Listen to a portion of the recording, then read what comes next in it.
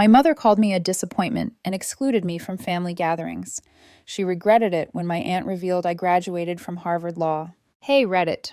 So my mother decided I was the family failure when I dropped out of nursing school at 19, and she spent the next 9 years telling everyone I'd probably end up homeless or in jail. Plot twist. I graduated from Harvard Law and became a federal prosecutor. She found out at Thanksgiving dinner when my aunt laid out my credentials on the table like a hand of cards. What happened next turned into a legal nightmare that required restraining orders and courtroom testimony. Buckle up. I'm Elizabeth, 28 years old, and I need you to understand something about my mother before we get into the chaos. She didn't just disapprove of my choices, she actively erased me from the family narrative. When I dropped out of nursing school, she used the word failure to my face. Not disappointed, not concerned. Failure. She told me I'd wasted her genetics, her time, and her money raising someone who couldn't even finish a basic degree. Here's the thing about toxic parents. They don't just cut you off quietly, they make a production of it. My mother called aunts, uncles, cousins, and explained that I was too embarrassing to have at family gatherings anymore. Said seeing me would just remind everyone of wasted potential. She literally uninvited me from Christmas that year via text message. Don't come. Your presence would ruin the mood for people who actually achieve something. I was living in my car at the time, working double shifts at a warehouse distribution center, making $11.50 an hour, trying to figure out my next move. The warehouse job was brutal. 10-hour shifts, lifting boxes in a facility where summer temperatures hit 95 degrees inside and winter meant frozen loading docks at 5 o'clock a.m. My hands were constantly cut up from cardboard edges and packing tape. I'd park my beat-up 2003 Honda Civic behind a 24-hour gym, pay $30 monthly for a membership just to shower, and sleep in the back seat with everything I owned stuffed into 2 duffel bags. My mother didn't know any of this, didn't care to ask. Never once checked if I was okay or safe or alive. My Aunt Rachel found me crying in a grocery store parking lot that Christmas Eve. I'd gone in to buy a $6 rotisserie chicken, my planned Christmas dinner, and completely broke down in the checkout line when the cashier wished me happy holidays. Rachel was behind me in line, saw me falling apart, and without hesitation took me home. She fed me actual food, let me sleep in her guest room with clean sheets and a real mattress, and never told my mother where I was. Rachel became the family I needed when mine disappeared. She helped me apply to community college, looking over my application essays at her kitchen table until 2:00 a.m., co-signed my apartment lease when I had 0 credit history and my mother's voice in my head saying I'd never amount to anything. Showed up when I had absolutely no one else. I started taking paralegal courses during the day at community college, Criminal Justice 101, legal research methods, court procedures, and documentation, and worked at a small law firm at night, filing papers and organizing case files for $14 an hour. The firm was 3 attorneys in a converted house downtown, handling everything from traffic tickets to small business contracts. Nothing glamorous, but I was finally around people who used their brains for something other than tearing others down. The senior partner, this older guy named William, started noticing I understood the cases better than some of the first-year associates they'd bring in. I'd catch legal issues in documents, point out precedents they'd missed, ask questions that made him pause and reconsider his approach. 6 months in, he pulled me aside after I'd spotted a major problem in a contract that would have cost his client $40,000. "You're wasting your potential filing papers," he said. "Have you ever thought about law school?" The idea seemed impossible. Me? Law school? I was the family failure who dropped out of nursing school and lived in her car. But William offered to write me a recommendation letter if I applied, and something shifted in my brain. Maybe I wasn't the story my mother told everyone. I took the LSAT 4 times before getting a score high enough for decent schools.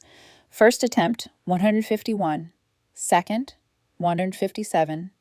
Third, 163. Fourth attempt, after 6 months of studying every morning before my warehouse shift and every evening after the law firm, 171. High enough to be competitive at top-tier schools.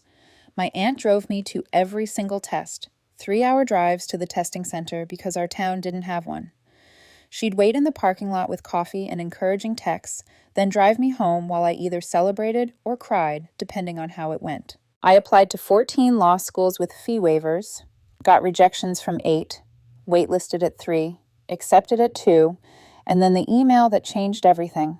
Harvard Law School, with a need-based financial aid package that would cover most of tuition. I sat in Rachel's kitchen, staring at my laptop screen, reading the acceptance email over and over, convinced it was spam or a mistake. Rachel looked over my shoulder, screamed, and started crying harder than I've ever seen anyone cry. We celebrated with $8 takeout Chinese food and stayed up until 4:48 a.m., looking at photos of Harvard's campus online. Meanwhile, my mother was telling everyone I was probably homeless or in jail.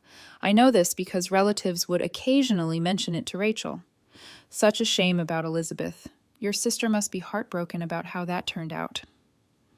My mother had created an entire narrative about my failure, used me as a cautionary tale at family dinners about what happens when children don't listen to their parents. My brother Danny managed a cell phone store. Nothing wrong with that. Honest work, decent money.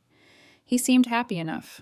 But my mother treated him like he'd cured a disease, posted constantly on social media about successful mothers raising successful children, always featuring Danny and conspicuously ignoring that she had 2 kids. She'd comment on family photos about being blessed with 1 good child, implying she only had 1 child total. Relatives stopped asking about me entirely.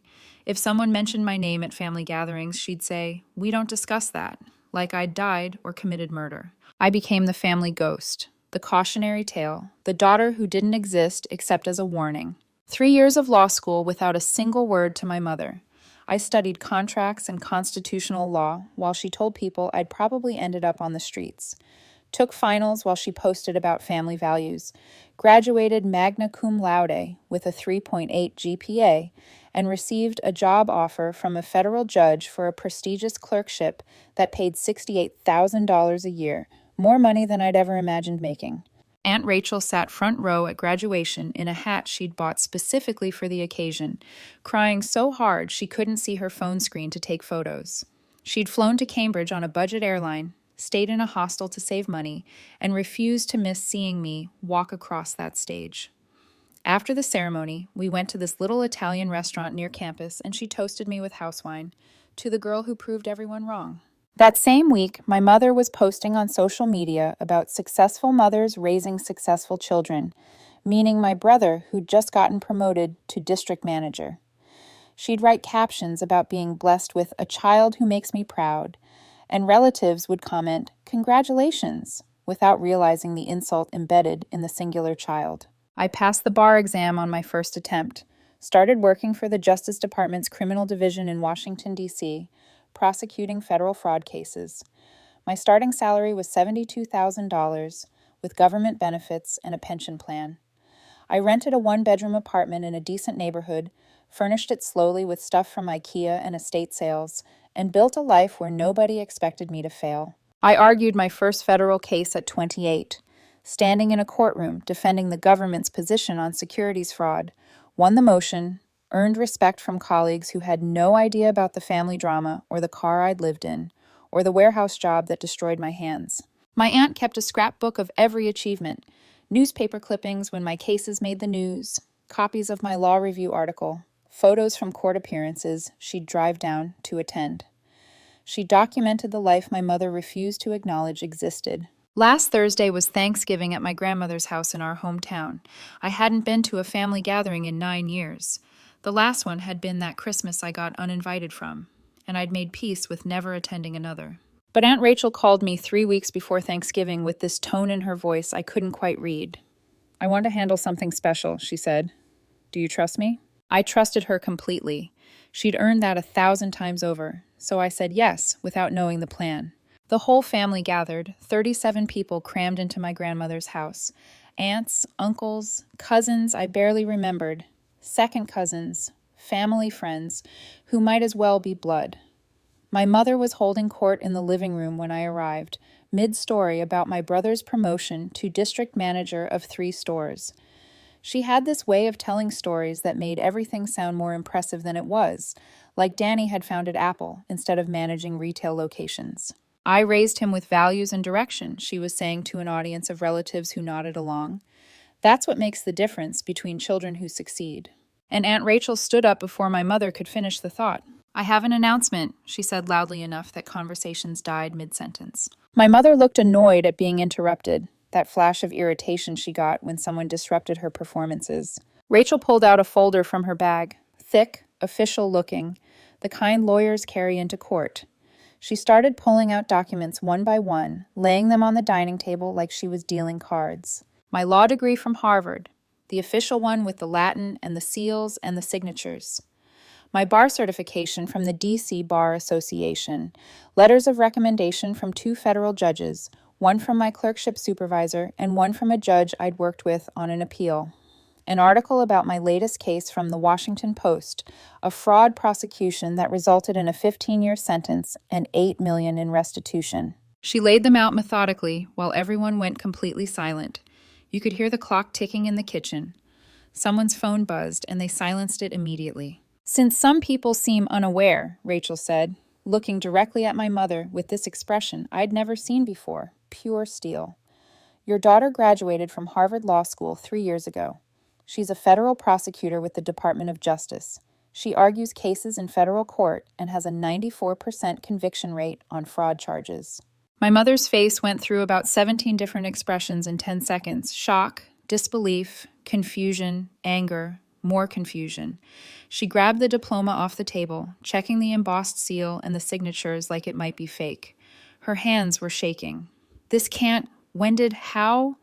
She stammered, unable to form complete sentences. My Uncle Jeff asked the obvious question.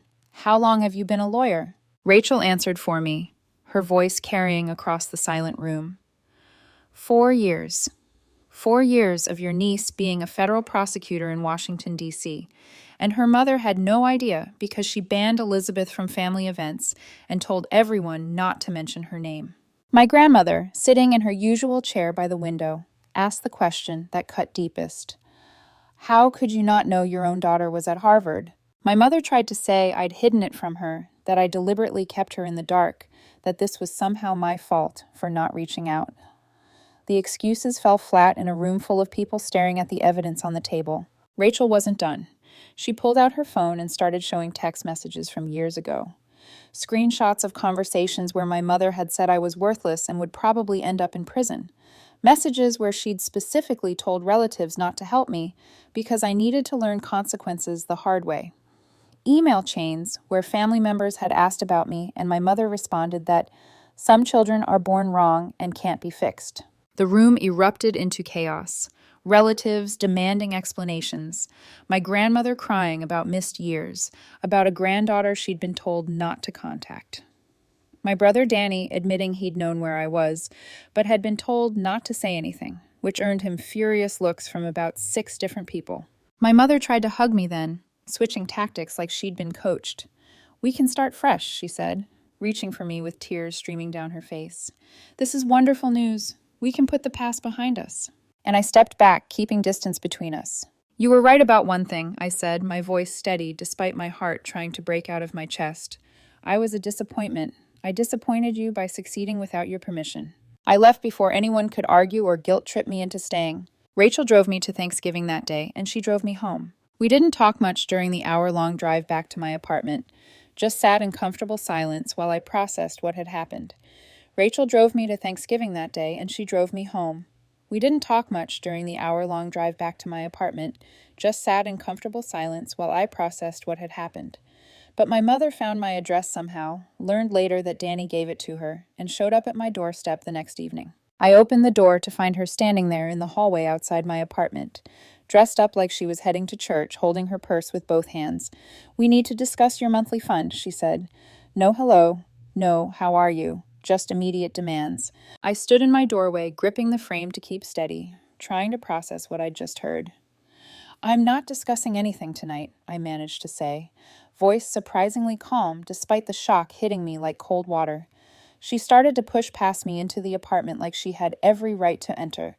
I stepped into the doorway, blocking her, repeating that she needed to leave. My hands were shaking, but I kept my voice level. This conversation is over. You need to go. My mother's face shifted through confusion, then anger, then this calculated sweetness she used when manipulation became necessary. "We're both adults," she said with forced pleasantness. "We can talk about this reasonably. I just need a few minutes to explain my situation. We're done for tonight. If you want to talk, it needs to be another time with proper notice. Leave now." She switched back to anger, the mask slipping. "You're being dramatic and childish. After everything at Thanksgiving, you owe me the chance to speak." The entitlement in her voice, like I owed her anything after 9 years. "You need to leave now." My voice got firmer, more final. She stepped back, but said she'd wait in her car until I was ready to be reasonable. I closed the door and locked it immediately, every deadbolt and chain. Through the peephole, I watched her stand in the hallway for 5 solid minutes before finally turning toward the elevator. The second she was gone, I called Rachel with shaking hands, barely able to hold the phone steady. She answered on the first ring like she'd been waiting. "She knows where I live," I said, and then I was breaking down completely. Everything from earlier evaporating at once. "Stay put. Check all your locks. I'll be there in 20 minutes. I did a full check of every window latch and door lock, then sat on my couch trying to slow my breathing. My phone buzzed. A text from Danny. My stomach dropped before I even read it. "Mom really needs help. Just hear her out." So he'd given her my address. The betrayal hit different because I thought he at least stayed neutral in all this. Another text came through. "You're making this harder than it needs to be. Family helps family." I didn't respond, just screenshotted both messages and added them to a folder I'd started keeping. Rachel arrived exactly 20 minutes later with an overnight bag. I unlocked the door after checking the peephole 3 times. She came inside and immediately started making tea while I paced my apartment, words spilling out about the doorstep demand and Danny's betrayal and how my mother had tracked me down. Rachel listened while the kettle heated, then calmly said, "We need a plan for the morning, but tonight is just about feeling safe and getting sleep." She sat up on my couch with blankets and pillows. I tried to sleep, but lay awake most of the night, replaying Thanksgiving dinner, imagining my mother showing up at my office building or causing a scene at the courthouse or calling my boss. Every small sound in the building made me jump. Footsteps in the hallway, doors closing, the elevator dinging. Around 4 a.m., I finally drifted off from pure exhaustion. I woke up a few hours later to 3 missed calls from my mother and another text from Danny. "She just wants what's fair. You owe her for raising you." My hands shook as I showed Rachel. She read the messages with a tight expression, then suggested I send one clear text to my mother, setting a boundary, then block her number and switch to email-only contact. I spent 30 minutes drafting and redrafting the message. "I will not be providing any money. If you need to contact me, use email only. Do not come to my home or workplace again." My finger hovered over the send button for a full minute before I pressed it. Then I blocked my mother's number while Rachel watched. Over the next hour, my mother tried calling from 3 other numbers. I blocked each one as they came in. I got ready for work on autopilot, putting on my suit, grabbing my briefcase, trying to act like this was a normal Monday. Rachel offered to drive me to the office, but I told her I needed to try doing normal things, that I couldn't let this derail my whole life. My mother left 4 voicemails on my work phone before I even arrived at the Justice Department building. Each one cycling between saying she was my mother and deserved respect to listing everything she'd given up for me to, warning I'd regret treating family this way. I saved them all as records, my stomach turning as I listened to her voice shift from sweet to threatening. My colleague Sydney noticed me looking shaken at my desk and asked if everything was okay. I gave a vague answer about family stress, not ready to explain the whole situation. Sydney brought me coffee without asking again, which helped more than she probably knew. My supervisor, Gwendolyn, called me into her office mid-morning, and my heart dropped, thinking somehow my mother had already contacted the department. Instead, Gwendolyn gently said she'd noticed I seemed distracted and asked if there was anything affecting my work I needed to discuss. I made a split-second decision, to be honest. Told her I was dealing with a family member who'd become pushy, that I was handling it, but wanted her aware in case there were any attempted contacts to the office. Gwendolyn took it seriously immediately, asked if I felt safe, whether I needed help with building security or documentation. I explained the situation briefly, kept it professional and factual, and she said she'd loop in the right people to make sure I was protected at work. She picked up her phone and called HR while I was still sitting there, put it on speaker, explained to someone named Rita that this was a potential security concern involving family harassment of a federal employee. Rita asked if I was comfortable coming down to her office right now to file a formal report. We walked down 2 floors together. Rita had me fill out an incident report form documenting every contact my mother had made since showing up at my apartment, asked specific questions about whether I felt physically safe, whether my mother had made threats, whether I needed workplace accommodations. She printed out a copy for me and one for building security, then walked me down to the security office herself. The head of security listened carefully as Rita explained, and I provided my mother's full name and description. He pulled up the visitor log system and added a note that she wasn't authorized for building access under any circumstances, flagging it as a security alert. He gave me his direct cell number and told me to call immediately if she showed up anywhere near the building. Walking back to my desk, I felt protected in a way I hadn't since this started, like there were actual systems in place instead of just me trying to handle it alone. That evening, I was heating up leftovers when my phone buzzed with a message from my cousin Jennifer, someone I hadn't talked to in probably 5 years. She sent me a screenshot of a Facebook post my mother had made an hour ago, something vague about how some children forget where they came from and turn their backs on the people who sacrificed everything for them. The post already had 23 comments, mostly from relatives I barely remembered and my mother's friends, all saying supportive things about what a good mother she was and how ungrateful kids were these days. My hands shook reading through the comments, seeing my mother play victim to an audience who had no idea what actually happened. I screenshotted the post and all the comments before she could delete them, saving everything to the folder Rachel had told me to keep. The folder already had the voicemails, the texts from Danny, and photos of my mother at my apartment door that the building concierge had helped me get from security footage. Each piece of evidence felt like protection, but also like proof that this was really happening, that my mother was escalating instead of backing off. My grandmother called around 9:00 p.m. that night, her voice tired and sad in a way that made my chest hurt. She asked if we could all just sit down and talk things through like family, maybe have dinner at her house where everyone could say their piece calmly. I loved my grandmother and knew she meant well, but I told her gently that talking hadn't worked for 9 years when I was the one being shut out. I explained that I needed space right now to figure things out and protect myself, that I wasn't trying to hurt anyone, but couldn't let my mother harass me just because we were related. My grandmother was quiet for a long moment, then said she understood, though her voice sounded hurt. She asked me to at least keep her updated so she didn't worry. I promised I would because I didn't want her caught in the middle. The next day, Rachel showed up at my apartment after work with her laptop and a determined expression. She sat up at my kitchen table and started showing me things I'd never seen before, screenshots of text messages between her and my mother from years ago, back when I first got cut off. Email chains where my mother told relatives I was worthless and would probably end up in prison. Messages where she specifically instructed people not to help me because I needed to learn consequences the hard way. Rachel had been saving all of it for years, creating a digital record of every cruel thing my mother said about me when she thought I'd never see it. Reading the messages hit harder than expected because seeing the words in writing made them more real somehow. My mother had called me a waste of space in an email to my uncle. Told Rachel I was going to end up homeless and it would serve me right.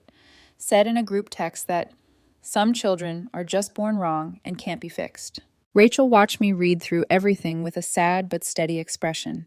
When I finally looked up, she said this was why she'd been documenting, because she knew one day I might need proof that I wasn't overreacting or being dramatic. The cruelty documented in black and white validated every boundary I was trying to set. My phone rang from a number I didn't recognize the next afternoon while I was reviewing case files. I answered, thinking it might be work-related, and Danny's voice came through immediately. He launched into this explanation about how my mother was in a financial crisis, behind on her mortgage by 3 months, and she thought I'd want to help now that I was successful and making good money. The way he framed it made anger flash through me, like my mother's money problems were somehow my responsibility to solve. I cut him off, and I'm not discussing money with you or Mom. This conversation is over. Before I hung up, I asked him directly why he'd given her my address when he knew I kept it private. The question made him go quiet for a long moment. When he finally spoke, his voice was quieter. Mom threatened to kick me out of her house if I didn't help her contact you. The words shifted something in my understanding. Danny was still living under her roof at 32, still financially dependent, still subject to her control. He explained he'd been trying to save money to move out, but it was hard on his salary, and my mother used that as leverage.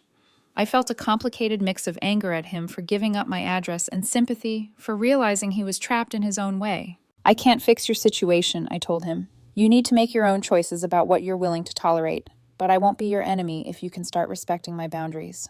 He apologized, and I believed he meant it, even though I wasn't ready to fully trust him yet.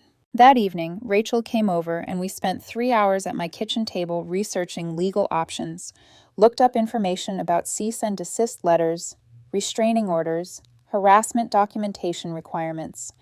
Rachel took notes while I bookmarked relevant legal sites. We talked through pros and cons of each option. I was hesitant to involve lawyers because it felt like such a huge escalation. But Rachel pointed out my mother had already escalated by showing up at my home and demanding money. We decided I should consult with a private attorney rather than using anyone connected to my work. Rachel mentioned she knew a family law attorney named Phyllis, who specifically handled estrangement cases. She offered to make an introduction, and I agreed. The next morning, while getting ready for work, an email notification popped up from my mother's address. Subject line, invoice for services rendered. My stomach dropped before I even opened it. I sat on my bed and clicked the email, found a detailed breakdown that made my hands start shaking.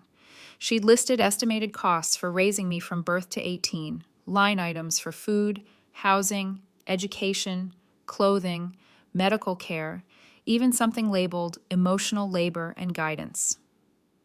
The total came to $247,850. At the bottom she'd written, a monthly payment plan of $2,000 would be fair compensation for my investment in raising you. As a successful federal prosecutor earning $72,000 annually, you can easily afford this. First payment due by end of month. She included payment instructions, her bank routing number and account number, like this was an actual business transaction. I read through the invoice 3 times, trying to process that my mother had actually made a spreadsheet billing me for my childhood, treating my existence like a loan that needed repayment with interest. I forwarded the email to Rachel and Phyllis without adding any comment because I was too stunned to formulate a response. Rachel called within minutes, her voice tight with anger, asking if I was okay. Phyllis replied within an hour with a professional message. This type of manipulation was more common than you'd think in estrangement cases, and it was actually helpful documentation of harassment for any legal proceedings.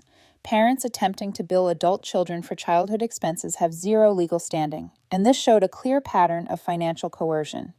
She offered to meet today or tomorrow to discuss options for establishing legal boundaries.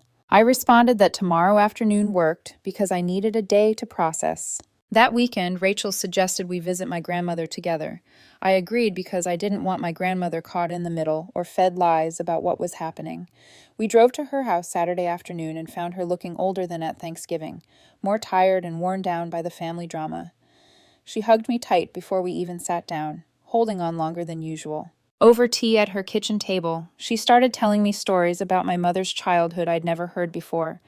How my mother was always concerned with appearances and what neighbors thought, how she'd get upset if my grandmother wore the wrong clothes to school events, or if their house wasn't perfect when guests came over.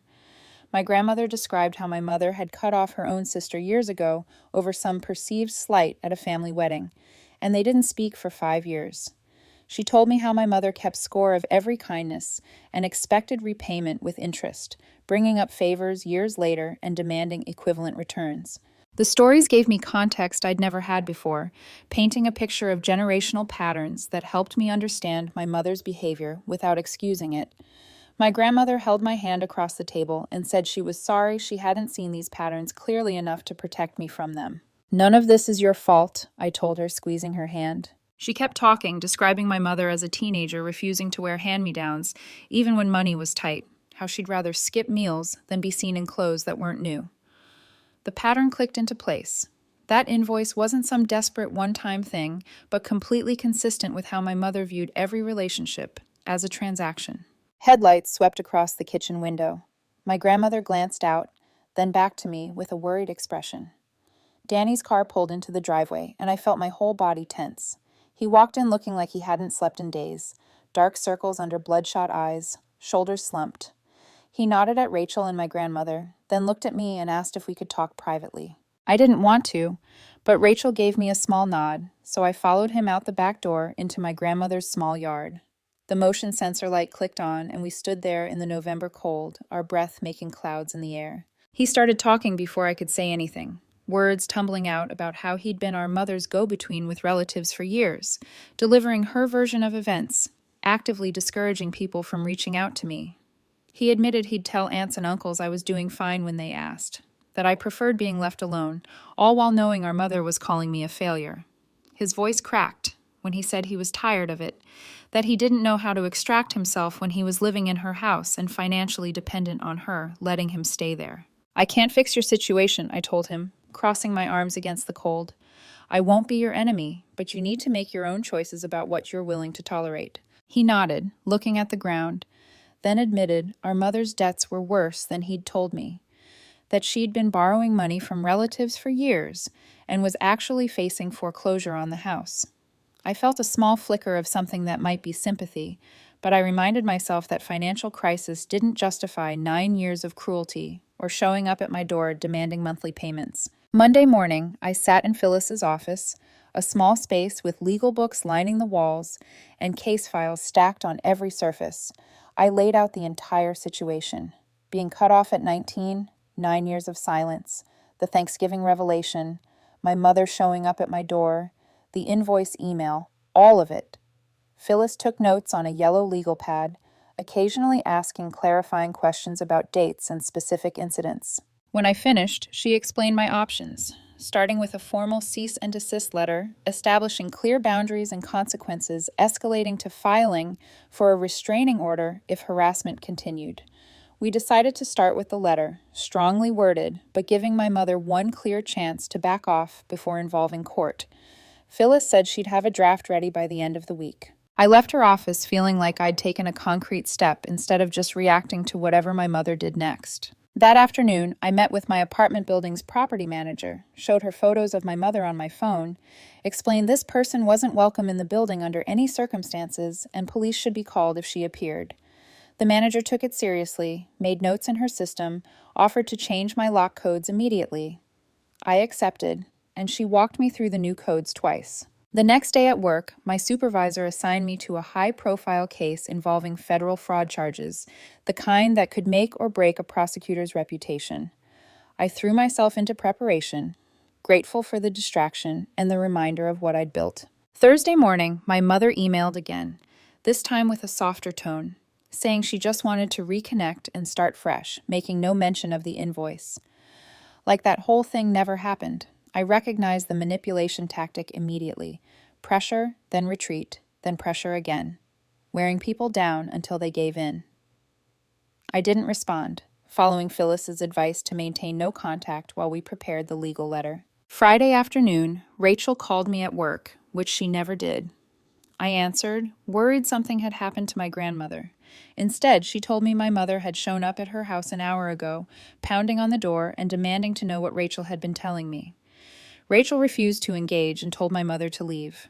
But my mother stood on the porch for 20 minutes, yelling about betrayal before finally driving away. I felt guilty that my boundary setting was affecting Rachel, pulling her into conflicts she didn't deserve. She cut me off firmly. This isn't your fault. I can handle your mother. You need to stop taking responsibility for other people's bad behavior. Monday morning, Phyllis emailed me the completed cease and desist letter. I read through it twice. Legal language clear and firm, establishing that I was requesting no contact except written communication regarding my grandmother's welfare, and that violations would result in legal action, including potential restraining orders. The letter listed specific incidents with dates, the doorstep visit, the invoice email, the harassment at Rachel's house. I sent Phyllis my approval, and she responded she'd send it via certified mail today. For 3 days after that, I felt like I was holding my breath. Every phone buzz made me jump. Every unfamiliar email made my heart race. I checked the tracking number obsessively.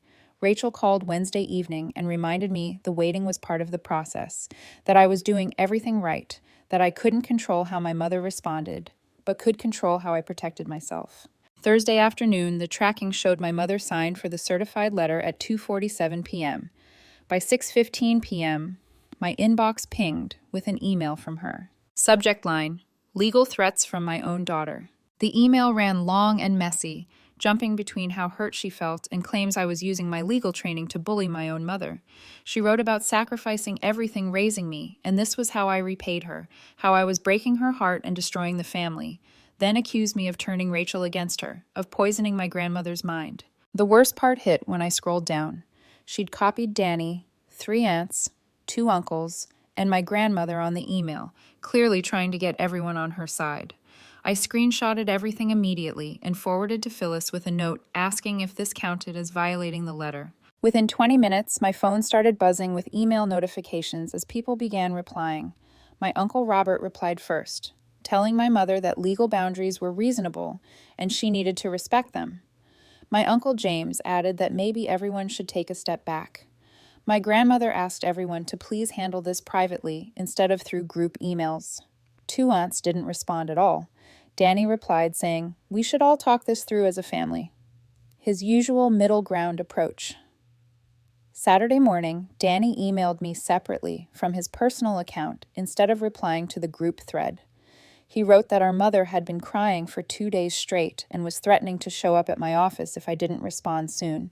The email made me feel guilty for about 30 seconds before I remembered I'd spent 9 years being the one abandoned, with nobody worrying about me. I forwarded his email to Phyllis. A week later, I got a call from the building security guard. My mother had shown up at the Justice Department building, trying to get upstairs to my office, claiming it was an emergency. Security followed protocol, asked her to wait while they contacted me. I confirmed she wasn't authorized. They escorted her out and called police when she refused to leave the lobby. The police report added to my documentation folder. Phyllis said we now had strong grounds to file for a restraining order. 2 weeks after the first cease and desist letter, I made the decision sitting at my desk, typing out an email to Phyllis authorizing her to move forward with restraining order paperwork.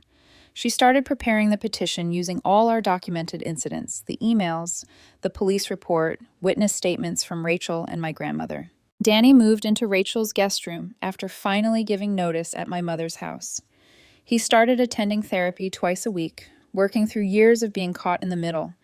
He called me one evening and told me his therapist was helping him see how much he'd enabled our mother's behavior by going along with it. We started meeting for coffee occasionally, 30-minute conversations at neutral locations where we talked about work and apartment hunting. Small steps toward being siblings again without the weight of our mother's expectations. The restraining order hearing got scheduled 3 weeks out. I prepared my testimony with Phyllis, practicing staying calm and factual when describing the harassment pattern. Gwendolyn continued being supportive at work, giving me flexibility for legal appointments while making sure my caseload stayed manageable. 2 days before the hearing, my phone rang from a number I didn't recognize. Danny's voice sounded stressed, telling me our mother was in the hospital asking for me. The automatic guilt hit like a wave. Then I paused and asked questions.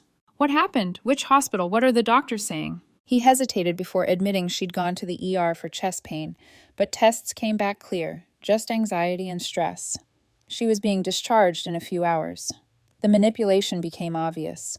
The urgency that didn't match the actual medical situation. I told him I hoped she got appropriate care for her anxiety, but I wouldn't be visiting. The hearing day arrived.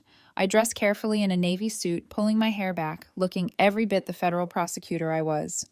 Phyllis met me outside the courtroom, and we reviewed strategy one more time. The room was smaller than I expected, just a judge's bench and a few rows of seats.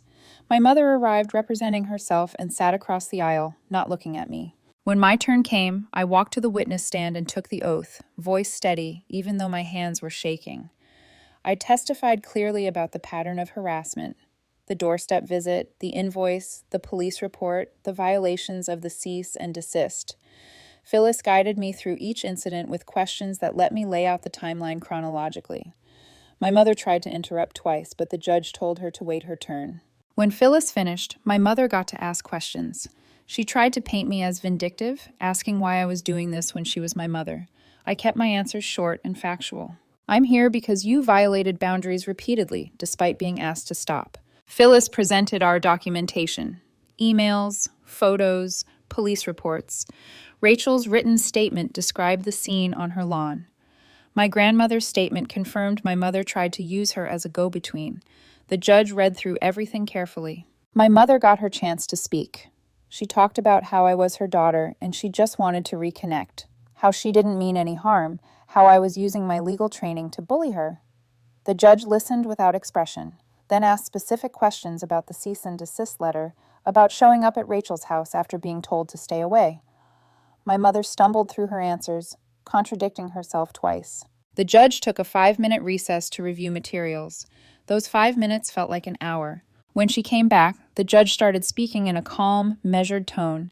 She granted a 1-year restraining order with specific provisions. My mother must stay at least 500 feet from my home, workplace, and any location she knows I frequent.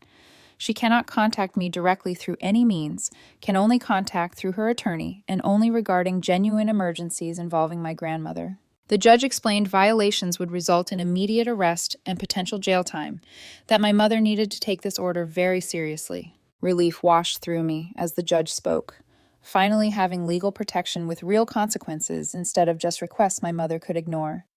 My mother stood, her chair scraping loudly, and walked out without looking back. Phyllis squeezed my shoulder. "You did great. The order is solid and enforceable." Rachel was waiting in the hallway. We drove to a quiet restaurant and ordered sandwiches. Neither of us really tasted them. Rachel teared up when I thanked her for everything. The years of support, the documentation, showing up today. We toasted with our water glasses to chosen family and boundaries that actually stick. The relief over the next few days was almost physical, like I'd been holding my breath for months and could finally exhale. Work stabilized immediately because the constant fear of my mother appearing was gone. I threw myself into cases with energy I hadn't had in weeks. 2 months later, Danny called to invite me to see his new apartment. He'd moved out of Rachel's guest room after saving enough for first and last month's rent. Small studio in an older building, nothing fancy, but clean, and his.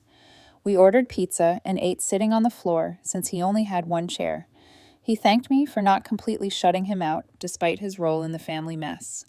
I told him I was glad he was building his own life separate from our mother's control. My grandmother and I fell into a routine of quiet dinners at her house every other week, just the two of us without drama. We talked about her book club and my cases, and it was peaceful in a way family gatherings never were. 6 months after the Thanksgiving revelation, I was sitting in a meeting with my supervisor, and she was talking about my performance on the high-profile case we'd won. She mentioned potential for advancement, maybe a lead position on the next major case.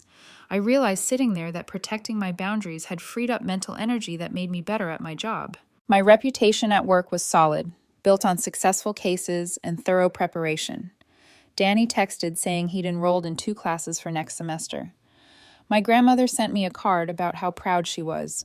The restraining order sat in my file cabinet with 0 violations. 3 weeks later, Danny texted again. Our mother had sold the house and moved into a small apartment across town. She'd gotten a job at a retail store, seemed focused on paying off debts. I read the message twice, waiting for some big feeling, but all I got was quiet acknowledgement that consequences were real. Rachel called on Friday and invited me to dinner the following week. Danny and my grandmother were coming too. I stopped at the wine shop on my way over and picked out something nicer than usual. We ate Rachel's lasagna and talked about my grandmother's book club, Danny's new apartment furniture, and Rachel's garden plans. After dinner, we played cards at the kitchen table for 2 hours. Danny made jokes about my grandmother's card counting skills, and nobody kept score. My grandmother said this was what family dinners should feel like, and we all agreed without needing to say more. I drove home that night feeling settled in a way I didn't know was possible with family. For the first time in years, I felt safe, respected, and free.